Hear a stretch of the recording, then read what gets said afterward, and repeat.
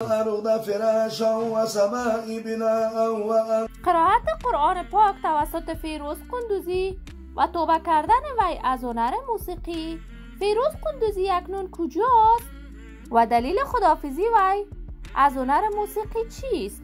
ما در این ویدیو پیرامون همین موضوعات خواهیم پرداخت، پس در ادامه با ما باشید.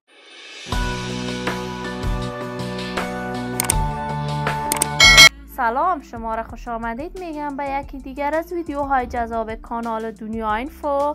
برای حمایت از من علامت سابسکرایب را فشار دهید تا از ویدیوهای دیگر کانال ما هم آگاه شوید.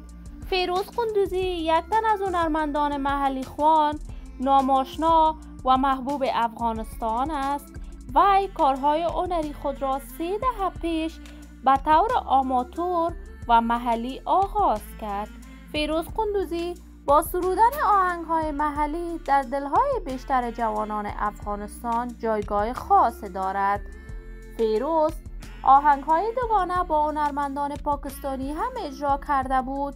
وی بعد از تغییر رژیم حاکم در افغانستان با خانواده‌اش روانه کشور ایران شد. فیروز قندوزی اکنون در کشور ایران زندگی می‌کند و جدیداً تصاویر از وی در صفحات مجازی نشر شده است که فیروز قندوزی قرآن پاک را تلاوت کرده است و برای همیشه از راه هنر خوانندگی دوری کرده است.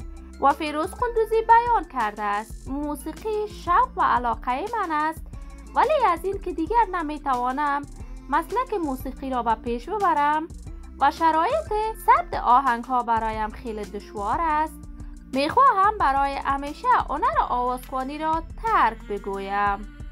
که این کار فیروز قندوزی مورد نقد شدید علاقمندانش قرار گرفته است و علاقمندانش در انتظار نشر آهنگ‌های جدید وی بوده است.